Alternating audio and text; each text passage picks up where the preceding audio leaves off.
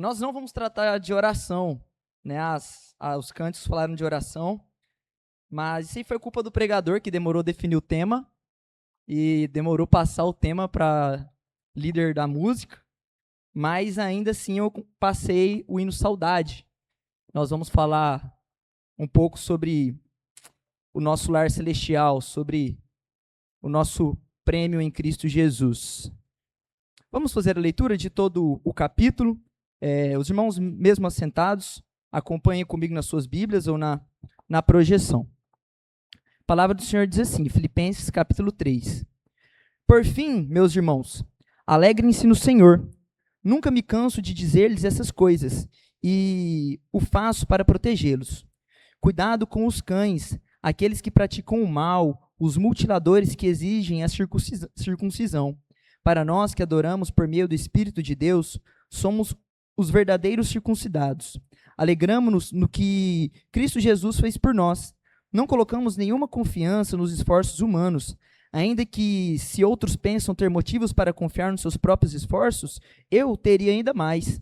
Fui circuncidado com 8 dias de vida. Sou israelita de nascimento da tribo de Benjamim, um verdadeiro hebreu. Era membro dos fariseus, extremamente obediente à lei judaica. Era tão zeloso que perseguia a igreja. E, quanto à justiça, cumpria a lei com todo o rigor. Pensava que essas coisas eram valiosas, mas agora considero insignificantes por causa de Cristo. Sim, todas as coisas são insignificantes comparadas ao ganho inestimável de conhecer Cristo Jesus, meu Senhor. Por causa dele, deixei de lado todas as coisas e as considero menos que lixo, a fim de poder ganhar a Cristo e nele ser encontrado. Não conto mais com minha própria justiça, que vem da obediência à lei, mas sim com a justiça que vem pela fé em Cristo, pois é na base da fé que Deus os declara justos. Quero conhecer a Cristo e experimentar o grande poder que o ressuscitou. Quero sofrer com ele, participando da sua morte, para que, de alguma forma, alcançar a ressurreição dos mortos. Não estou dizendo que já obtive tudo isso, que já alcancei a perfeição, mas prossigo, a fim de conquistar essa perfeição, para a qual Cristo Jesus me conquistou. Não, irmãos, não alcancei, mas concentro todos os meus esforços nisso, esquecendo-me do passado e olhando para o que está adiante, prossigo para o final da corrida, a fim de receber o prêmio celestial para o qual Deus nos chama em Cristo Jesus. Todos nós que alcançamos a maturidade devemos concordar quanto a essas coisas. Se discordam em algum ponto, confio que Deus o esclarecerá para vocês. Contudo, devemos prosseguir de maneira coerente com o que já alcançamos. Irmãos, sejam meus imitadores e aprendam com aqueles que seguem o nosso exemplo, pois, como lhes disse muitas vezes, e digo novamente com lágrimas nos olhos, há muitos cuja conduta mostra que são, na verdade, inimigos da cruz de Cristo. Estão rumando para destruição. O Deus deles é o próprio apetite. Vangloriam-se de coisas vergonhosas e pensam apenas na vida terrena. Nossa cidadania, no entanto, vem do céu.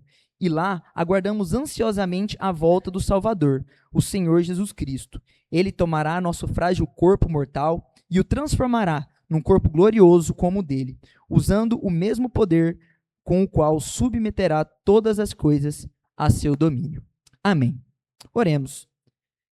Pai Santíssimo, Deus bom, que nós possamos, meu Deus, aprender com a Tua santa palavra.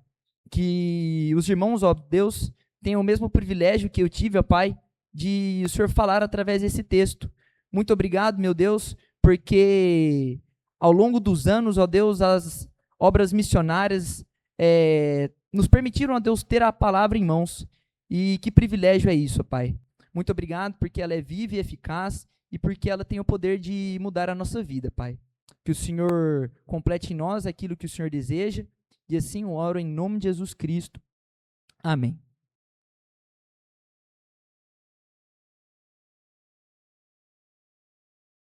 Filipenses 3.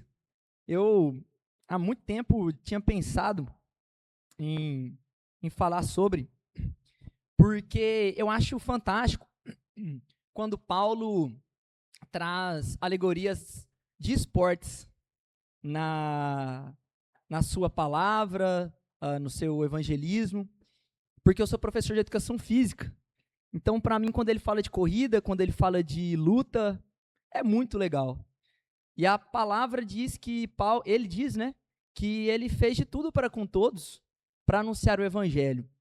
Então ele estava ali inserido no meio dos gentios, romanos, gregos, e então ele usou os jogos da antiguidade, os esportes, né, que os gregos criaram para evangelizá-los.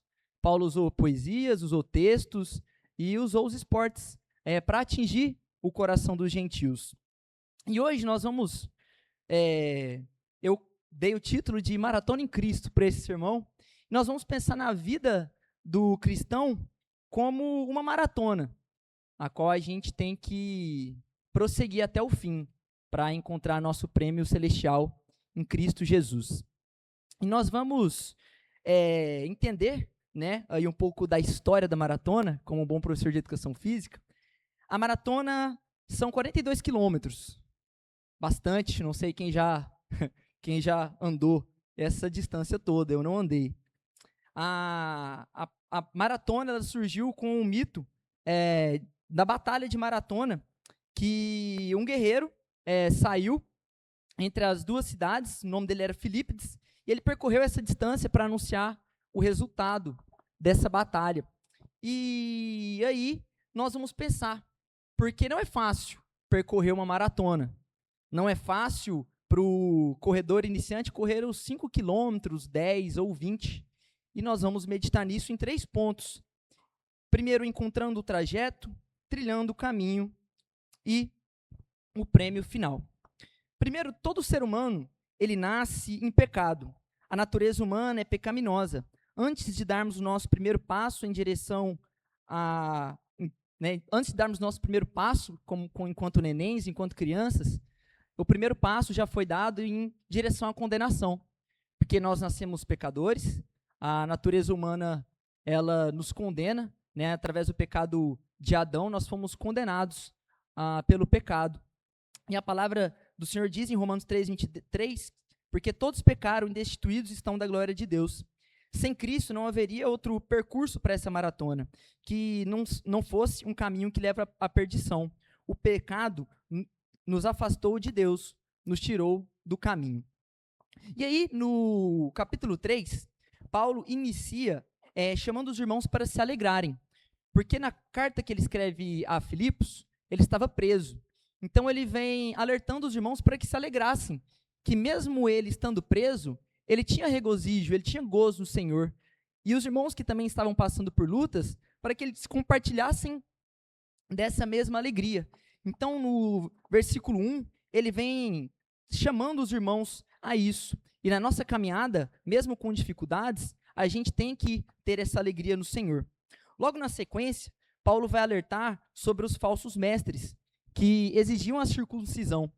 E aí, na última vez que eu tive a oportunidade de pregar, nós falamos de Atos, capítulo 15, sobre o concílio de Jerusalém. E Paulo, mais uma vez, né, combatendo isso, combatendo a circuncisão, que não há nada, nenhuma ação que nós façamos que possa nos redimir diante de Deus. Mas Cristo, através do seu sacrifício, através da nova aliança, somente o sangue dele pode nos religar novamente a Deus. Então Paulo, ele vem citar a própria experiência.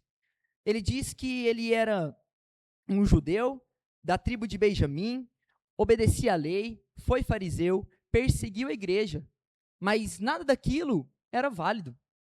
Tudo que ele fez, ele cita que foi como lixo. Aquilo que ele achava que estava aproximando ele de Deus, teve o tempo de ser cumprido, e cumpriu-se em Cristo Jesus. Agora, o que nos aproxima de Deus é a nossa fé em Cristo, é o nosso arrependimento pelo caminho de pecado que nós levamos.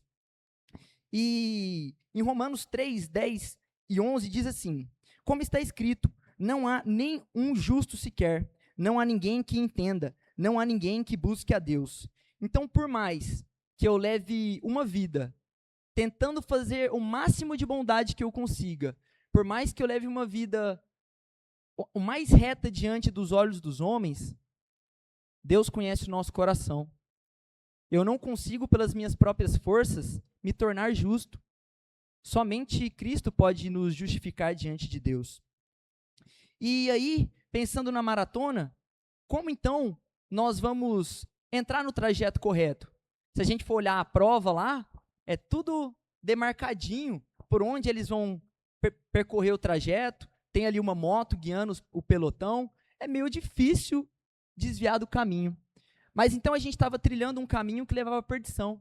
Mas Cristo, ele nos abre a oportunidade, um novo caminho. Ele é o próprio caminho. Encontrar o caminho que leva a Deus não significa que a partir de agora teremos uma vida fácil, cheia de coisas boas. Pelo contrário, Paulo diz para que os irmãos em Filipos se alegrem mesmo em meio às adversidades. Paulo diz no verso 10 que ele deseja sofrer com Cristo, para que de alguma forma alcance o prêmio final. Então Deus, ele entrega seu filho na cruz para morrer por nós, ele nos mostra o caminho. Mas a vida do crente não são apenas flores. Jesus mesmo disse que no mundo nós teríamos aflições. Uma maratona de 42 quilômetros não é fácil. E quando eu vejo lá os quenianos correndo uma maratona em menos de 4 horas, irmãos, isso é sobre-humano. Talvez grandes exemplos da Bíblia como Paulo seriam esses maratonistas. Mas e nós? Como nós estamos percorrendo a nossa maratona? Nós encontramos o caminho, nós nos convertemos, mas como nós estamos percorrendo esses 10 quilômetros, esses 42 quilômetros? Queremos experimentar o poder de Deus? Queremos ser úteis ao seu ministério? Então, que queiramos também nos mortificar e nos tornar participante dos sofrimentos de Cristo, a fim de termos a maravilhosa alegria de ver a sua glória quando nos for revelada. Então, para nós nos tornarmos participantes dessa glória, Deus nos chama à santificação.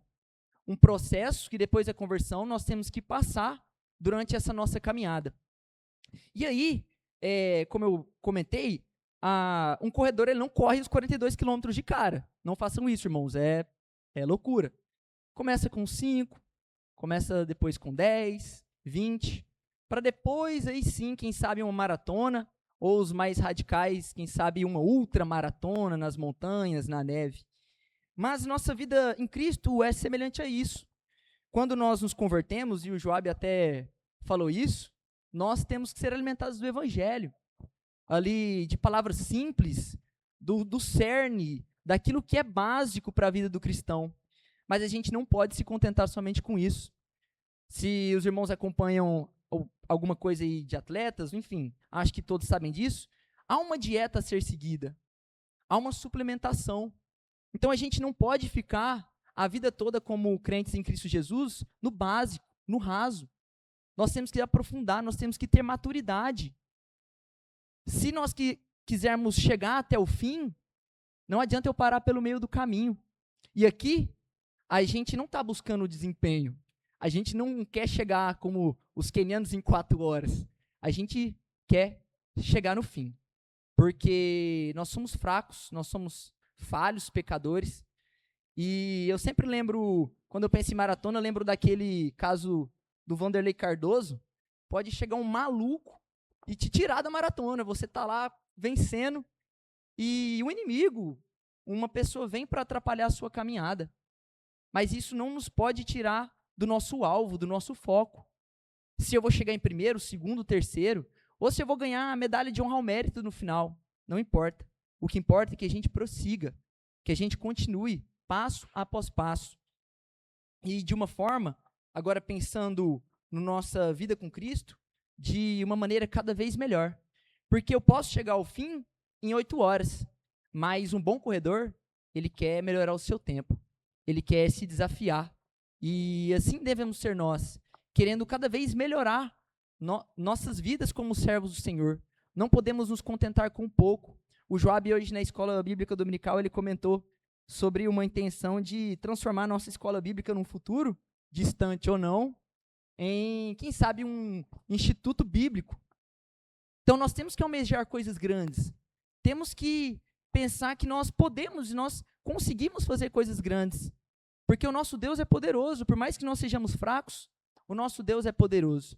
E a gente não pode se contentar nos 5 quilômetros. a gente tem que estar com o olho lá no fim da nossa corrida. Paulo vai tratar dessa caminhada, desse processo, em prosseguir a fim de conquistar a perfeição para a qual Cristo o chamou. Sabemos que Deus nos convida para sermos santos, como filhos obedientes, não vos conformando com as concupiscências que antes havia na vossa ignorância, mas como é santo aquele que vos chamou, sede vós também santos em toda a vossa maneira de viver, porque está escrito, sede santos, porque eu sou santo. 1 Pedro 1, 14, 15 e 16. Não devemos ficar presos ao passado, na nossa vida de pecados antes de Jesus. Devemos manter os nossos olhos fitos em Deus e naquilo que Ele tem destinado para os seus. Nós até fazemos planos, muitas vezes de trocar de carro, trocar de casa, mas nós temos feito planos, temos almejado coisas grandes no ministério. Nossa cosmovisão, nossa forma de entender o mundo deve estar muito além da nossa vida terrena. Uma vez, no aniversário da PIB, o Coral Zoe veio aqui e o líder deles era o Oswaldo. E é ainda, né? E ele, durante o seu testemunho, ele disse uma coisa que me impactou muito. E ele disse a respeito dessa visão, que a vida dele passou a ser uma vida com um olhar em Cristo, que ele almeja as coisas em Deus, que tudo que ele faz aqui é com um objetivo celestial.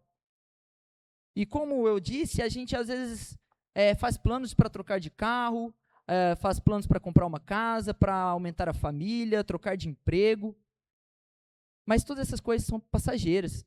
E entendam bem, irmãos, que isso não é errado, mas o nosso objetivo, o nosso papel é anunciar o Evangelho, é viver para a glória de Deus, é trabalhar, arregaçar as mangas, porque a gente não deve juntar tesouros aqui, mas nós devemos ajuntar tesouros nos céus. Então, que a nossa vida seja uma vida de constante santidade, para que, assim como Paulo vai dizer ali, nos versículos 10, 11, que a gente possa participar tanto do poder de Cristo que ressuscitou, mas também participar do sofrimento, para que de alguma forma possamos também alcançar a nossa ressurreição dentre os mortos. Paulo concentra seus esforços nisso. Versículo 13. Esquecendo do passado e olhando para as coisas que estão adiante, prossigo para o fim da corrida. Em Atos 20 e 24 ele diz, mas minha vida não vale coisa alguma para mim, a menos que eu use para completar a minha carreira e a missão que me foi confiada pelo Senhor, para dar testemunho das boas novas, da graça de Deus. E ainda no capítulo 1, ele afirma, pois para mim o viver é Cristo e o morrer é lucro. Nós não podemos viver para nós mesmos, pois afinal de contas, fomos comprados por alto preço. Devemos viver para cumprir a nossa missão de anunciar o Evangelho como discípulos e fazer discípulos. Então nós não devemos olhar para trás, né? A gente conhece o exemplo da esposa de Ló, que olhou para trás. Ela queria a vida que ela tinha. Deus estava dando um caminho de libertação da destruição, mas o coração dela estava preso no passado. E muitas das vezes, apesar de estarmos aqui nos bancos da igreja, sermos crentes, muitas das vezes o nosso coração ainda está preso em coisas do passado. Às vezes nós não acreditamos que conseguiremos chegar no fim, porque nós somos pecadores, nós somos fracos, falhos, mas eu não tenho que olhar a minha vida antes da conversão. Cristo já me perdoou de tudo isso, agora eu tenho que olhar para frente, esquecer dessas coisas que ficaram para trás e viver com Cristo. Se eu pecar, pedir perdão e me arrepender verdadeiramente, porque agora eu não sou mais aquele velho homem, eu sou um novo homem, eu não sou uma criatura, agora eu fui feito filho de Deus. No versículo 16 diz, devemos prosseguir de maneira coerente com o que já alcançamos. Não deve haver deslizes ou retrocessos como cristãos. Nossa conduta deve condizer com o nosso entendimento espiritual. Efésios 4, de 11 a 16, diz assim, Ele mesmo concedeu uns para apóstolos, outros para profetas, outros para evangelistas e outros para pastores e mestres, com vistas ao aperfeiçoamento dos santos, para o desempenho dos seus serviços, para a edificação do corpo de Cristo, até que todos cheguemos à unidade da fé e do pleno conhecimento do Filho de Deus, a perfeita varonilidade, a medida da estatura da plenitude de Cristo, para que não mais sejamos como meninos agitados de um lado para o outro, levados ao redor de todo vento de doutrina, pela artimanha dos homens, pela astúcia com que induzem ao erro, mas, seguindo a verdade em amor, cresçamos em tudo naquele que é o cabeça, Cristo, de quem todo o corpo, bem ajustado e consolidado pelo auxílio de toda junta, segundo a cooperação de cada parte, efetua o seu próprio aumento para edificação de si mesmo em amor. Quando eu vi um dos sermões do Augusto Nicodemos aqui nesse texto, e ele vem falar dessa maturidade em Cristo, ele fala uma coisa muito séria. A gente tem que parar para refletir o quanto nós amadurecemos aqui sentados no banco da igreja. Eu sou nascido em igreja e meus pais sempre me trouxeram desde pequeno, EBD, cultos. Então eu fui crescendo, sendo alimentado pela palavra. Há uma maturidade, há um crescimento normal. Você vem, você ouve e você vai para casa. Você lê a Bíblia ou não em casa, vem domingo de novo, ouve, aprende e vai para casa. Mas tem que haver uma vontade a mais da nossa parte. Tem que haver uma chama mais forte para que a gente seja não somente experientes por conta da idade, não somente experientes por causa do tempo de igreja, mas realmente maduros na fé, sábios, bons manuseadores da palavra, para que qualquer que seja a pergunta, qualquer que seja o questionamento a respeito da nossa fé, a gente esteja pronto. A gente vai falar mais aqui à frente a respeito de sermos imitadores de Cristo. Será que a nossa maturidade, será que a nossa vida de santidade já está minimamente perto do que Cristo foi? A gente não pode se conformar. E eu vou citar Iago Martins de novo, porque possivelmente ele é o pastor e teólogo que eu mais ouço. E ele vai falar, porque ele traz teologia de uma maneira acessível no YouTube, ele vai falar que, às vezes, nas igrejas, as pessoas reclamam quando a pregação é muito complexa. Palavras rebuscadas, uma teologia muito aprofundada. Ah, não entendi porque o pastor, o irmão usou palavras muito difíceis. Irmão, estuda, busca, procura, para que tudo que for lido e dito sobre a palavra você entenda. O cerne, vamos voltar, o cerne, o evangelho é muito simples. Cristo morreu para salvar as nossas vidas. Isso é simples, mas há mais coisas na palavra de Deus. Então, que a gente não se contente, que a gente procure essa maturidade em Cristo Jesus. Nós não conseguimos atingir ainda a perfeição em Cristo, como Paulo diz aqui, pois ainda vivemos em um mundo condenado e corrupto. Porém, Deus está nos preparando um lugar que nos servirá de lar para a eternidade, e lá não haverá mais pecado, dor ou sofrimento. Teremos corpos glorificados e veremos nosso Senhor face a face. E aí, Bia, é o cântico Saudade, que nós cantamos a respeito do céu, que nós almejamos estar com o nosso Deus no lugar que Ele tem preparado para nós. E aí nós vamos para o terceiro ponto, o prêmio final.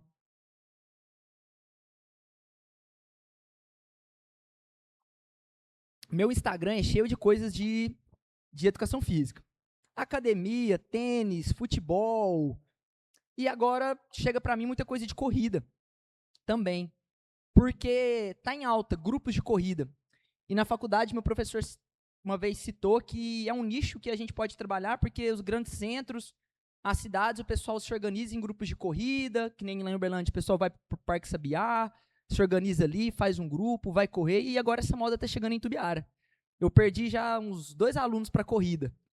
Então, o pessoal se organiza para fazer esses grupos, contrata personagens running, é um personal de corrida. Ele vai planejar a sua corrida, quantos quilômetros você vai correr por semana, o seu aquecimento para a corrida.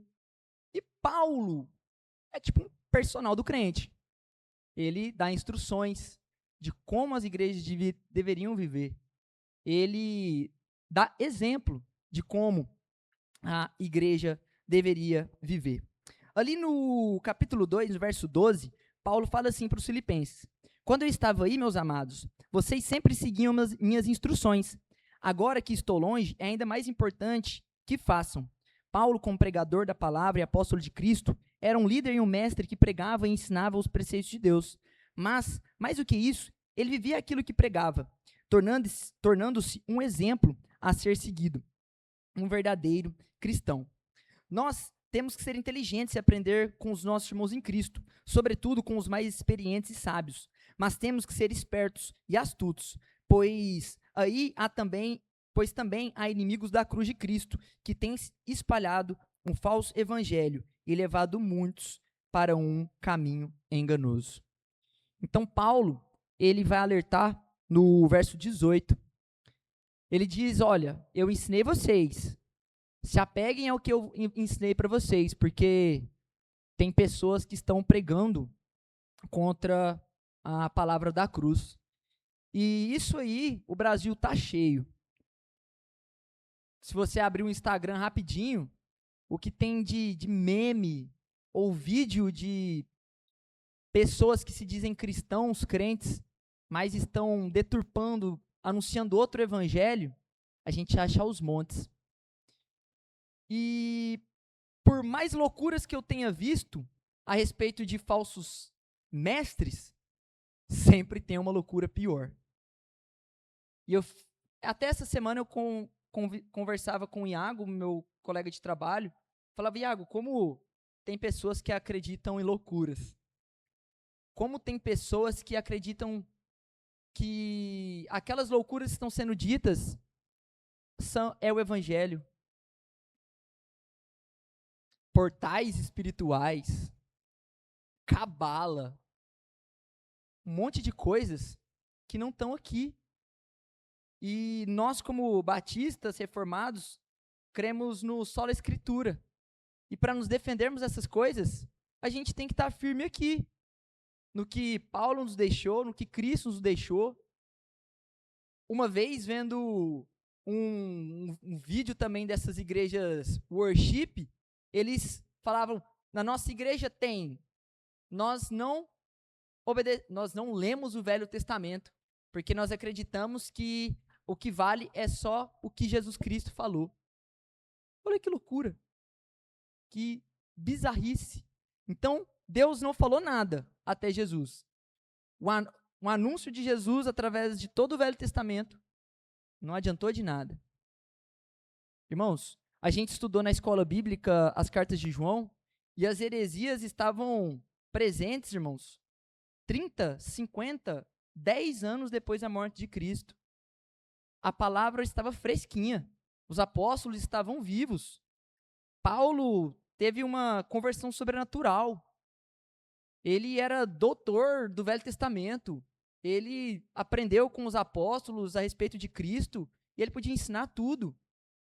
Mas ainda haviam heresias. Pessoas saíam de dentro da igreja para ensinar heresias. Nós temos que ter muito cuidado sobre isso. A gente estudou recentemente sobre a igreja de Bereia. Nós temos que ser como os bereanos. Sempre estar preocupados em analisar, com cuidado, com calma, se aquilo que nós temos ouvido de quem está aqui na frente, se aquilo que a gente tem ouvido na internet, se é verdade. Porque aqui na Bíblia é que nós tiramos a prova real. E aí, quando Paulo vai continuar, ali no versículo 17, irmãos, sejam meus imitadores e aprendam com aqueles que seguem o nosso exemplo. E aí, um dos motivos por eu ter escolhido esse texto, porque, ironicamente, eu citei ele na semana passada, na Escola Bíblica Dominical. E aí Deus falou comigo, porque eu disse o seguinte, em primeiro momento na EBD do domingo passado: eu não tenho coragem de falar o que Paulo disse. Chegar no irmão e falar: ó, me imita pra você ficar parecido com Cristo. E no primeiro momento eu falei, eu não tenho essa audácia. Eu sou pecador, eu sou ruim, não dá. Não tenho essa capacidade de falar, irmão, me segue que você vai estar seguindo a Cristo. Não dá. Mas logo depois eu pensei, que vida que eu estou vivendo? Qual tem sido o meu testemunho para o meu irmão não poder me imitar? Porque afinal de contas, eu sou cristão. E cristão é pequeno Cristo. Qual é o meu testemunho? Qual é o meu exemplo? Nós somos exemplos aqui dentro, para os nossos irmãos. E não vai achar que nós somos exemplos só para as crianças.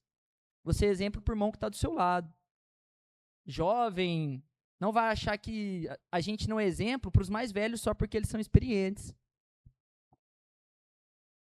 Nós somos exemplos em casa, para os nossos familiares, nós somos exemplos nos nossos trabalhos, nas escolas, onde quer que nós formos. Nós carregamos a marca de Cristo. Eu não tenho que ter medo de deixar que os outros me imitem. Pelo contrário, eu tenho que ter zelo. Eu tenho que tomar cuidado com o meu testemunho, com a minha vida, para que aquilo que eles estão vendo em mim, eles possam realmente seguir.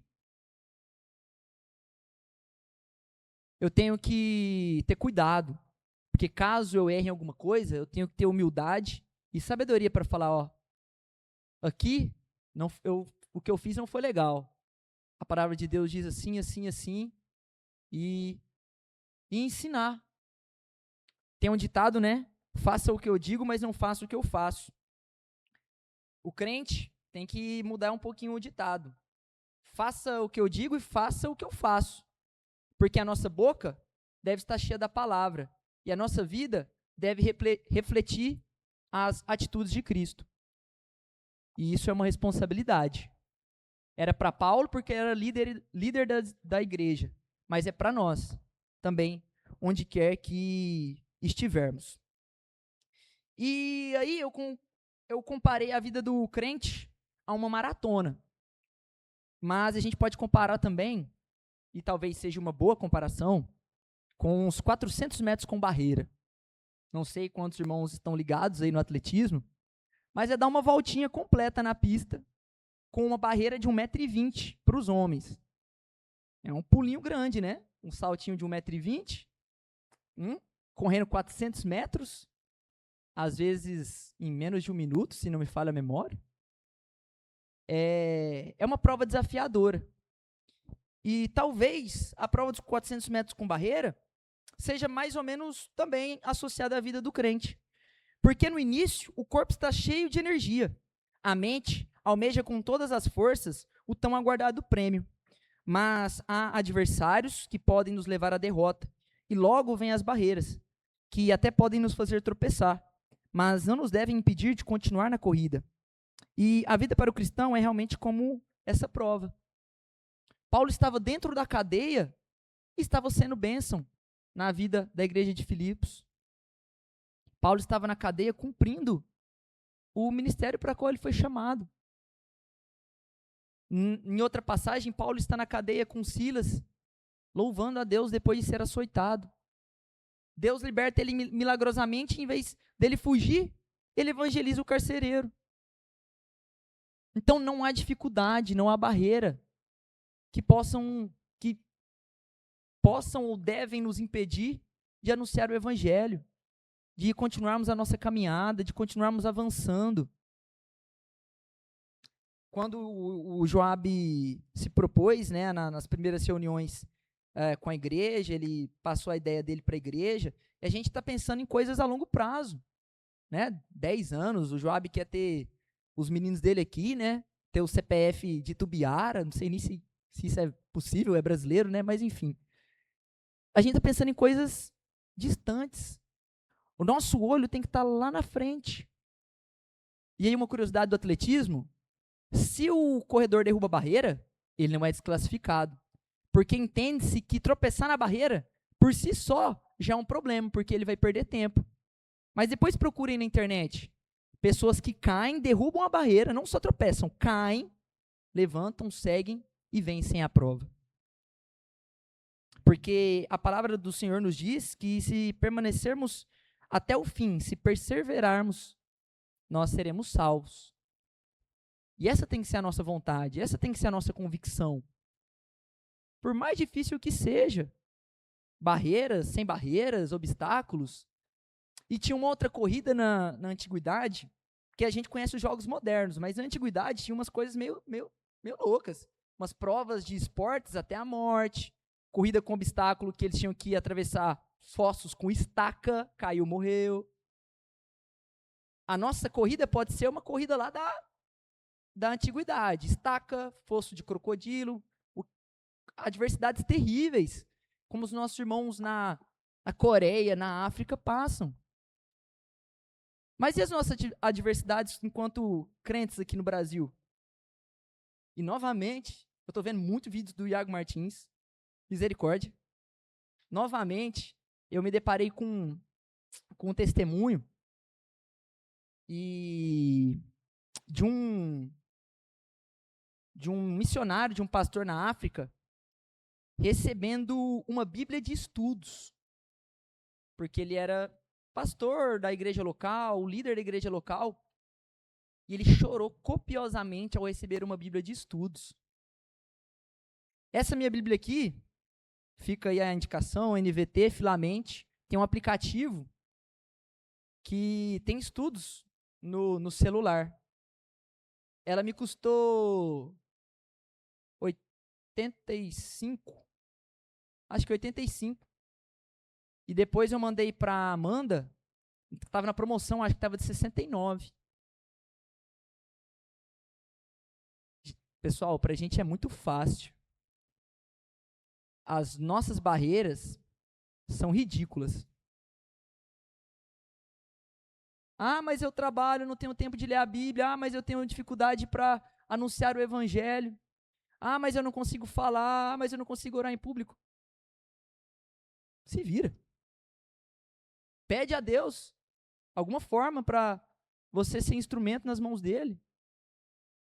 Aquela velha comparação do crente. Deus usou até uma mula. Não vai usar nós que somos filhos? A gente não deve se acovardar diante das barreiras. Nós estamos pensando em viver Pensando não, né? Estamos caminhando já, graças a Deus, como uma igreja discipular, uma igreja que faz discípulos. E a gente tem que começar com esse convívio. Às vezes, a gente não vai conseguir anunciar o evangelho com todas as suas nuances, toda a sua profundidade, mas você começa ali, criando uma amizade. No final da conversa, Jesus te ama. Vai lá na IBD, no culto, domingo, a gente se vê lá no domingo. Fácil, simples. E não precisa ser uma pessoa que você não conhece. Pode ser o seu irmão, seu primo, sua tia, seu vizinho, seu amigo. A gente não pode colocar empecilhos para anunciar o evangelho. A gente não pode colocar empecilhos para nossa vida de santidade. E para a gente fechar, e foi uma das orientações do meu pastor, fechar com pontos, aplicações práticas sobre aquilo que nós aprendemos hoje no texto de Filipenses. 1. Estamos nos esforçando para chegar aonde? Estamos correndo atrás do vento? Não confie nos seus próprios esforços. Entregue o seu caminho ao Senhor. Confie nele, creia nele e na sua promessa. 2. Sigamos firmes para o alvo, sem olhar para trás. Nós devemos seguir passo a passo na nossa caminhada de fé, sendo mais santos a cada dia. Talvez haja barreiras e tropeços pelo caminho, mas sabemos que aquele que perseverar até o fim será salvo. 3. Sejamos imitadores de Cristo, que nossas palavras, nossas atitudes e toda a nossa vida seja de acordo com a vontade de Deus, para que, pelo Espírito Santo, possamos trazer mais pessoas para correrem junto conosco no caminho. E 4, alegremo-nos no Senhor. Era isso que Paulo queria que a igreja em Filipos fizesse, pois mesmo em meio a lutas e perseguições, nossa alegria está no Senhor, pois confiamos e esperamos nele e na sua promessa fiel. Ele é a nossa força. Amém? Vamos orar? e eu passo a palavra para o Joabe. Pai Santo, Deus grandioso, que o Senhor, meu Deus, possa nos ajudar na nossa caminhada, Pai. Que os nossos olhos, ó Pai, possam estar voltados sempre para o Senhor, para o nosso alvo, que é o Senhor, ó Pai. O Senhor nos deu, ó Deus, através da sua bondade, da sua graça, uma chance, meu Deus, de habitarmos novamente contigo depois da queda. O Senhor vai nos preparar um lugar, ó Deus, onde viveremos com o Senhor, ó Deus, em um mundo transformado, em um mundo renovado, com corpos transformados, ó Deus, e não manchados pelo pecado. Que nós possamos, meu Deus, viver esperançosos nessa promessa que o Senhor nos deu, ó Pai.